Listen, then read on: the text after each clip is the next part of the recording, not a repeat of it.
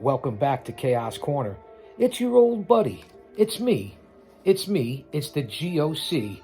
hopping back into the time machine and going all the way back to August 7th, 1976 for the history, old school, the OG, if you will, of the Worldwide Wrestling Federation. Now, fans, this is episode 5. That's right, we're on episode 5 already. You can follow along on the WWE Old School Network, on the classics, or on the Peacock, if you will.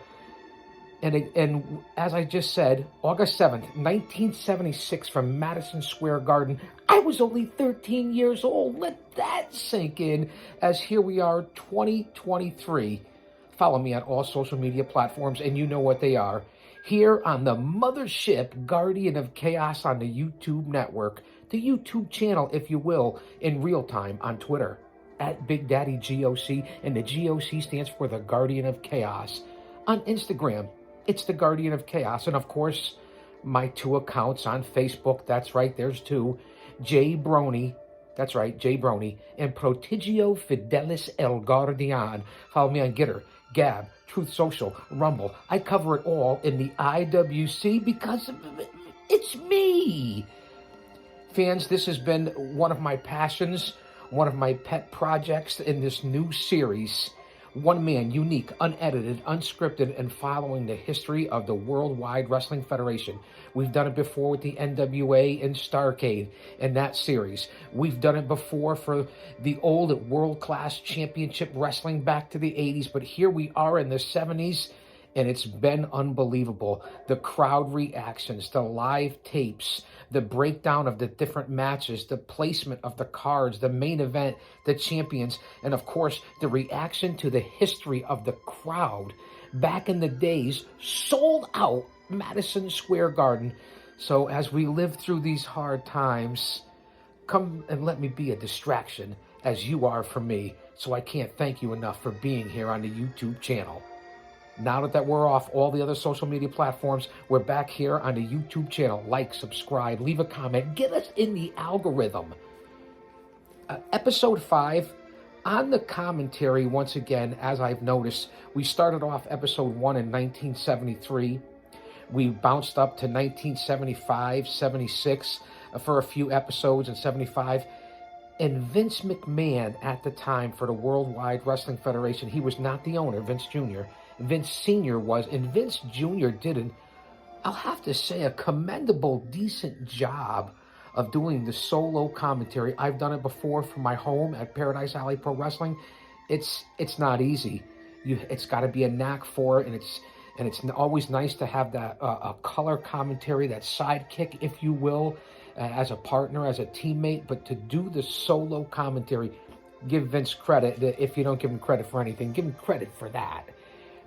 So I notice as we've gone on, and I said in the different episodes, and you're going to hear the recurring theme of simplicity and basic maneuvers and selling and psychology and the crowd reactions and just the sold-out crowd and the melting pot of the city and of the crowd, the ethnicity, from Polish to Irish to Mexican to black to Hispanic. It didn't matter. It really was a melting pot, and that's what brought everyone together. And that's why you come here to Chaos Corner.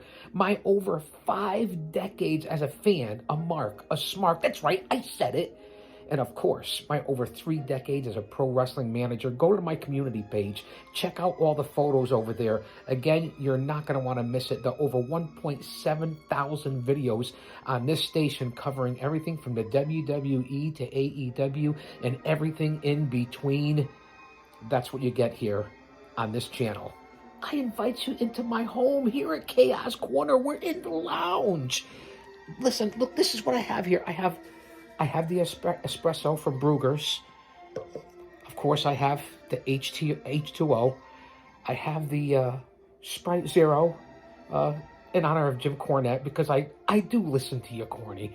I don't agree with your politics and your personal opinions, but I listen for the historical knowledge and what you bring to the game, Cornette. And of course, Brian Last, the Hawaiian Brian, the podcast lion.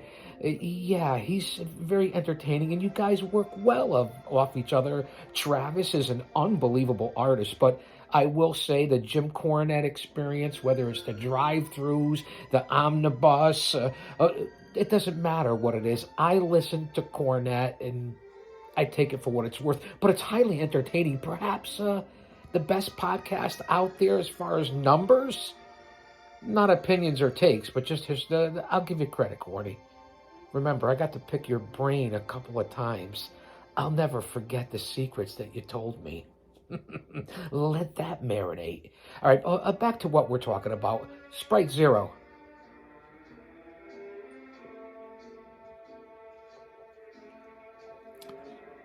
As we start off and go back to these different years, August 7th, 1976, the Garden, the Felt Forum, opening match. His debut, old school, in some of the opening matches, the first 2 or 3 bouts, I said how they were sloppier on the last episodes that we covered, and the different guys taking their bumps, although in great shape, and respect everyone that gets there. I give you the good, the bad, and the ugly. More solid bouts, more solid so-called enhancement opening jobber talent, and you're going to see that in this breakdown of what I continue to talk about here in the history of the Worldwide Wrestling Federation and what I do here for this project and new series. Jose Cadiz out of New York City, 210 pounds, your traditional classic heel for the times. You guys understand what I'm talking about, using the ropes. And that's another thing that I've noticed from back in the 70s. The ropes were always a little bit loose. Have you noticed that in these videos? And remember, in the day, I'm 10, 11, 12 years old, already been exposed to the business, and you can see where the influence have come on into my career and why we go back. And I'll say this, and I've said it in every one of these shows so far in this new series, you cannot get to where you are or where you want to go to without knowing where you came from. And that's what I'm doing here, trying to give back to you guys as a stress reliever in these difficult times, and just as a carpenter, out of my passion to give back to you guys. You learn a lot here from studying the tapes as a historian, as a scout, as I've said to you, over 5 decades. A fan. Let's face it, we're all the same, right? And as at that time, Jose Cadiz takes on Johnny Rivera. Now, if you don't remember Johnny Rivera, 220 pounds from Puerto Rico. Again, Cadiz from New York City. Johnny Rivera, one of the fan favorites as a face for the time, very agile, in great shape, from Puerto Rico, and again, playing to the crowd, to the melting pot, the ethnicity of the different cultures and backgrounds of the people represented in the crowd and in the city. As I've said before, races, color, creeds, religions, male, female, it didn't matter back in the day. It brought everyone together, as is what sports entertainment, pro wrestling, boxing, any of the 4 majors, that's what it's supposed to do. And once you start letting other things creep into it, it's never going to work or going to push it. You're going to get rid of the people like me who really want to be there for the distraction of it all. But Johnny Rivera, with the arm drags and his arm bars, the drop kicks, the leapfrogs, the wrist locks, Johnny Rivera, certainly for the day, although in the opening bout, and that's how you looked at the placement of it, although we'll talk about that as we go on, because the main event never went on last. And to follow some of these main events really must have been tough for some of these guys, and standby matches and the curfew and things that you dealt with the athletic commission, especially in New York, and the 3 judges and so on and so forth that they would introduce, and the 20-minute time limits, which you don't have today. The rules have changed here in 2023. But back to Johnny Rivera and Jose Cadiz, as McMahon had said in there, with the chokes and the eye gouges and the slams, the typical heel for the day of the 70s. This match actually went 10 minutes and 41 seconds. Top rope body press by Johnny Rivera, who had an unbelievable head scissors for the day. This guy was ahead of his time, Rivera, and certainly in great shape. And talk about your artistic guys with agility and stamina and doing the high-flying maneuvers and handstands and cartwheels for the time and the day. Let that sink in as a carpenter of the business. And Rivera went over in 10 minutes and 41 seconds from a top rope body press into a pin, which for the day was considered a pretty risky move unless you were a la Johnny Rivera over Jose Cadiz and the very loose ropes there at the Garden.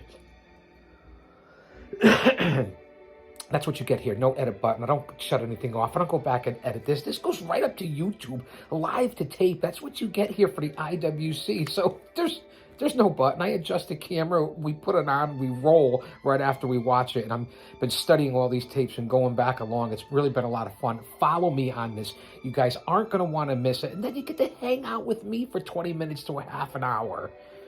Second match. Again, one fall, 20 minutes. Both guys in great shape. Two of the best enhancement talent, jobbers, opening card, mid-card, undercard guys that you ever want to talk about.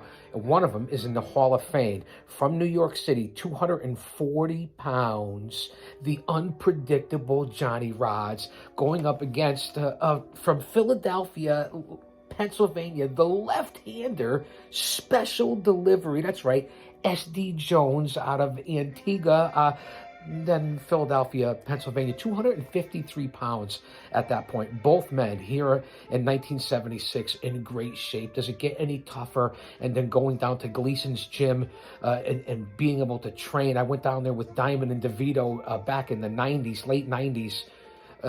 Unbelievable atmosphere, and all the athletes that have come out of Gleason's and Johnny Rodz still to this day. And back in you had to get through Johnny Rodz in order to make it to the bigger shows, and especially at Madison Square Garden. The ref at the time, Tomo Sulos, if you remember, a nice Irish boy, as Vince Jr. said during the match there. And I like to, give shout outs to the ring announcers and the old time referees. Who knows where they are now, but very colorful for back in the day. Remember the time frame and go back and watch this just for your own historical knowledge. The mat work of these two guys and of some of the guys from that day, SD, Johnny Rodz, the selling, the begging off by Johnny Rodz, just the body language and what they did for the day. These guys, I use that term a lot. You could say these guys. I get a lot of flack for that. And the way the baby faces back in the day fired up, whether it be a Victor Rivera, an S.D. Jones, a Johnny Rivera, a Chief J. Strongbow, an Ivan Putski, a San Martino, just in general, the pure emotion and the selling of it. When kayfabe was alive, baby, and just the firing up of the talent and the workers of back in the day from the golden era. It was unbelievable how they came out with that emotion and the way they were able to fire up in these matches long before anyone ever did it in our so-called era. As you got older in the 80s and especially into the 90s, which everyone considers, the end-all, be-all. You got to go back and check it out.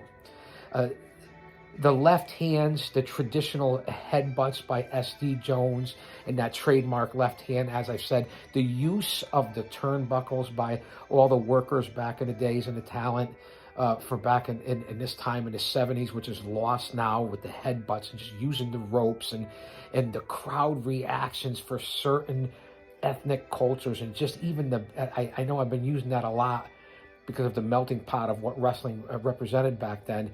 But just the crowd reactions to good versus evil and heel versus face alone was priceless. Even for matches like this, the second in the card, and think about how solid these guys were with everything from using their hands for real to arm bars and hip tosses and the back and forth between these two guys who worked together, I don't know how many times throughout the 70s and 80s.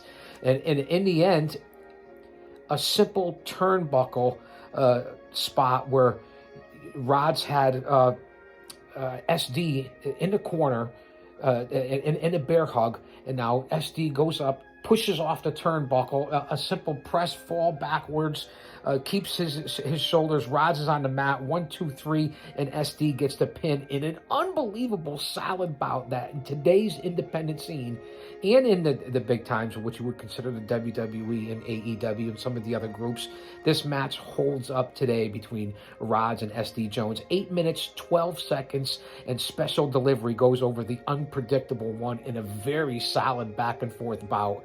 And again, the crowd reactions for what you would call undercard guys. We move on to the next bout.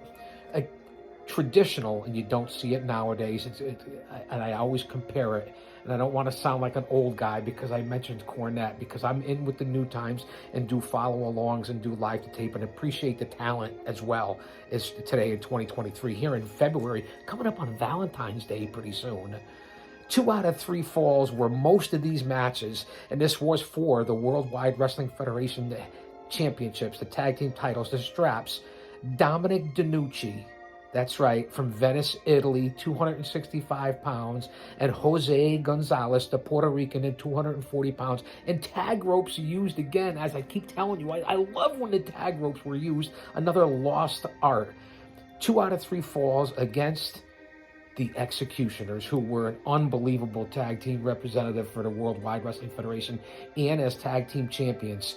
Now, some people will say it's Killer Kowalski, Pat O'Connor, Big John Studd. There might have been other Executioners. You guys figure it out who for the day is. I know that I could tell Killer Kowalski whenever he's one of the Executioners. And I could tell maybe as well when it was Big John Studd later on. But Pat O'Connor as well. Do your due diligence in your research.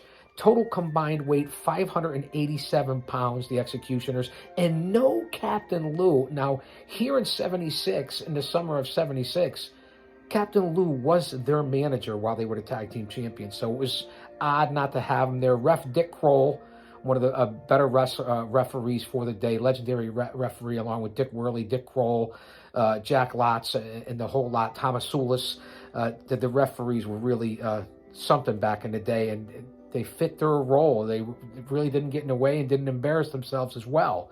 So this 2 out of 3 falls, and again, the crowd reactions, the Executioners traditional with the masks and wearing the hoods, the selling of the masks, the swapping off, having all 4 guys in the ring at any given moment, the chops and the forearms from Dominic DeNucci back in the day. And I talk about the way the guys fire ups and the way you fire up, the faces fire up, and the way that the different nationalities, from Puerto Ricans to Italians and so on and so forth. It really was how the crowd reacted. And this was an interesting match. The first fall, 10 minutes, 11 seconds, and I believe it was Executioner 1. I didn't know Executioner 1 or 2. I could tell if I was watching it right now who I thought Kowalski was, because he stood out the most, I believe. Executioner 1 pins Dominic DeNucci, 10 minutes, 11 seconds. Remember, 2 out of 3 falls, a lost art in today's business. Turn around quickly right after that within... Well, not actually that quick. 7 minutes and 29 seconds for the next fall as DeNucci pins Executioner number 2, if I'm not mistaken. Remember, 2 out of 3 falls for the tag team titles, defending champions, the Executioners, and no Captain Lou. Again, this went back and forth. And again, the first 2 falls, almost 20 minutes. So the second fall, 7 minutes, 29 seconds, via the traditional... airplane spin by Dominic DeNucci, a classic face for the times as well. DeNucci was unbelievable, whether he tagged with, here with Jose Gonzalez, or whether he tagged with Luis Cerdan or Andre the Giant or Tony Gurria. He really was something. So the airplane spin, and he pins Executioner number 2 in 7 minutes and 29 seconds. For the second fall. So it's 1 fall apiece. The next fall, you win the championship. I like the 2 out of 3 falls. This ended a little bit quicker via the pin. Executioner number 1, I believe it was Kowalski under the hood, pins Roberto Gonzalez.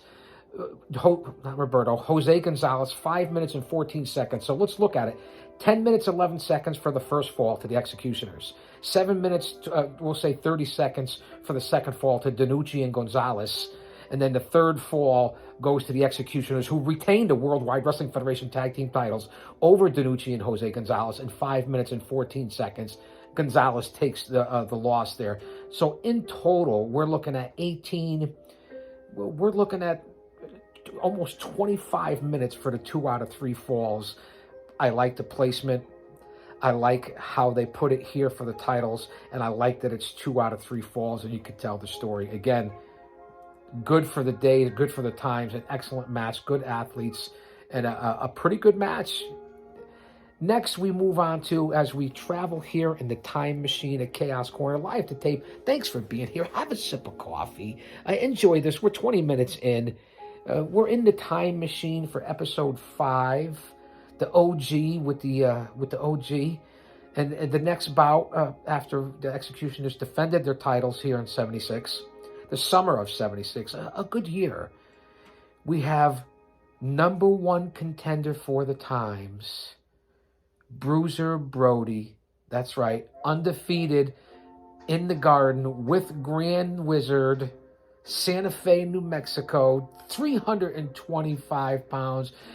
King Kong Brody at the time, against who would be his nemesis for years, long before he was the Taskmaster, but still one talented fireplug tough son of a bitch out of Lexington, Massachusetts, 239 pounds, Kevin Sullivan. Again, Brody for the day and for the times back here in 76. What an enormous, wild man-looking beast. Just did whatever he wanted, wherever he wanted, whenever he wanted. And then being there with the Grand Wizard. Again, the managers always left ringside, did not hang out back here in the day.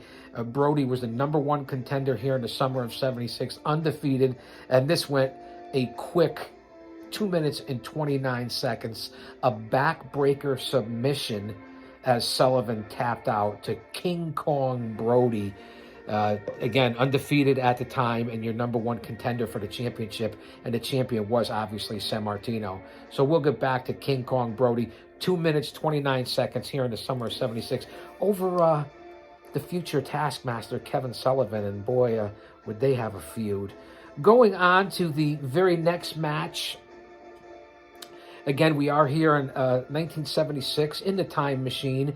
It's Baron Miguel Cicluna from the Isle of Malta, 265 pounds, and his tag team partner from Peru, 250 pounds, Rocky Tamayo, as they take on, that's right, the Indians, as they were called for back in the day, Indian Billy White Wolf and Chief Jay Strongbow from Ardmore and Pawhuska, Oklahoma, respectively. And the crowd reaction for the Native Americans. And if you're offended, get off the channel. I really don't care. But what a time. And the crowd reaction for Strongbow and White Wolf was unbelievable for the day there at the Garden here in the summer of 76.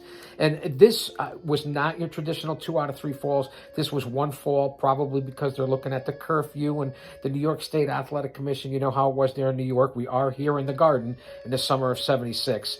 And then, of course, the traditional war dances and the headdresses from the Indians and the double tomahawk chops and the different knee lifts. And, you know, this was over quickly. Baron Miguel Cicluna, one of the legendary heel jobbers for the day, not much better than the Baron. And he was a big dude, probably every bit of 6'4", 6'5", 265 pounds. Rocky Tamayo, another legendary worker from back in the day. This went fast to the Indians. 5 minutes, 59 seconds from a double tomahawk chop into a pin. Again, the simplicity of the pins and the finishers for the day. And Strongbow and White Wolf come out of there as the number 1 contenders at the time for the tag team titles. I'm 90% sure on that one. And they come out with the victory here over 2 solid, cagey veterans in Cicluna and Tamayo. The boy is here. He hasn't been on video in quite some time. So if Emilio, the Maine Coon, here he is, makes a visit, you guys will know why. It's always good to see the boy here. Say hello. You're live to tape on Chaos Corner with the G.O.C. That's me. And, of course, Hard Times, Dusty Rhodes. And we're the WWF Classics, my friend. Summer of 76 here in February 2023. So say hello to everyone. All right, guys, you see Emilio, the boy. He's a beast, a savage. So we're going to let him hang out for a little while here in the lounge.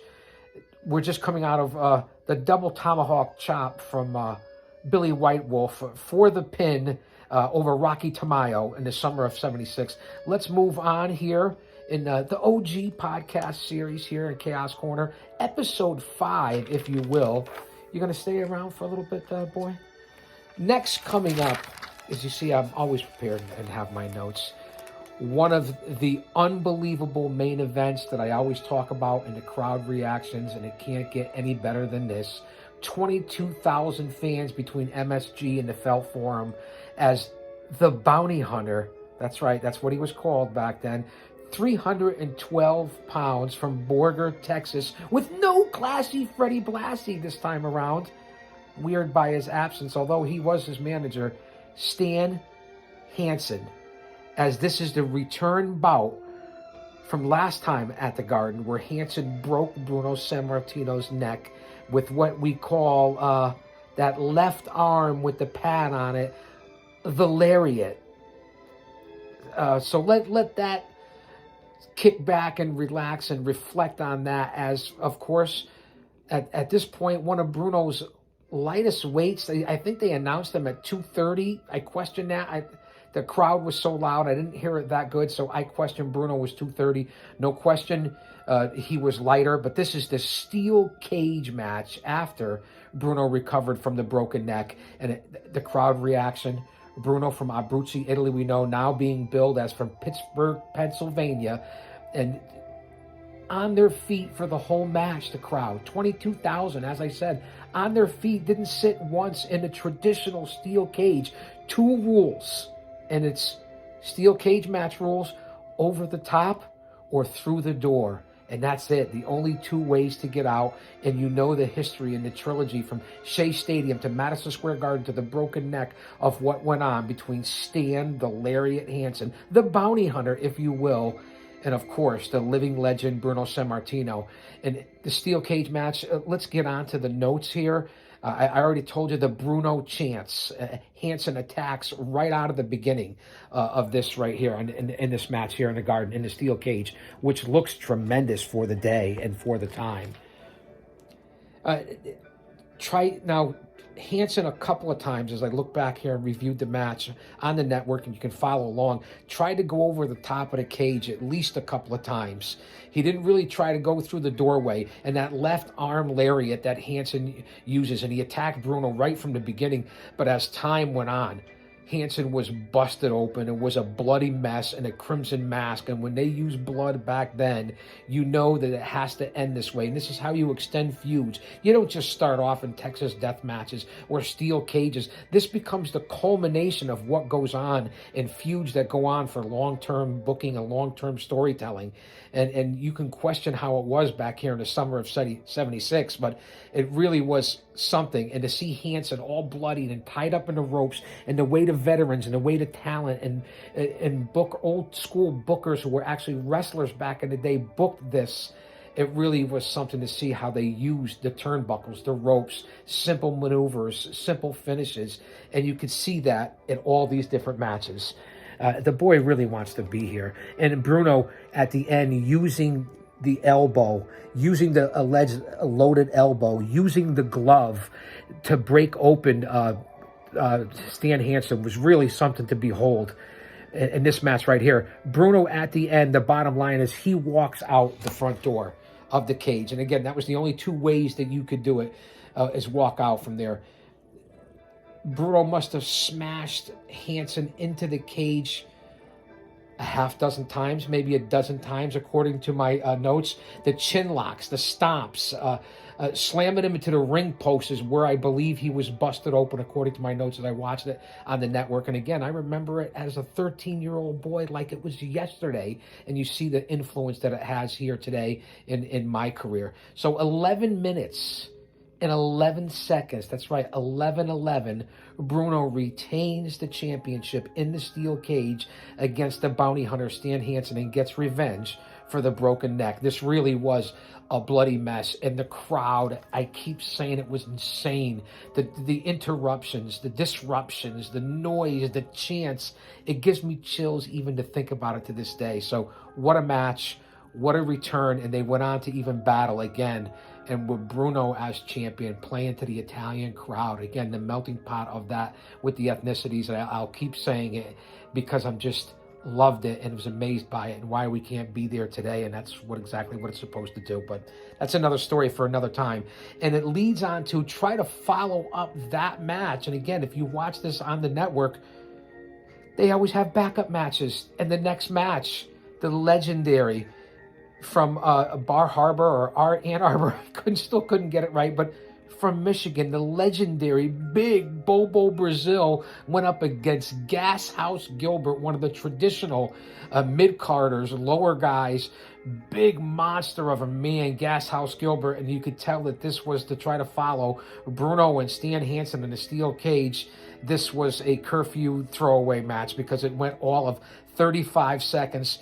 Bobo gave the traditional big monster headbutt, cocoa butt. Now remember, Bobo Brazil was every bit of 6'5", 6'6", 280 himself. What a legend Brazil was. So the headbutt to Gas House Gilbert over the top rope, 35 seconds. Gilbert walked away, and that was it. It was over. So there's a rematch that comes up, and we'll get into that on the next episode of this. So 35 seconds.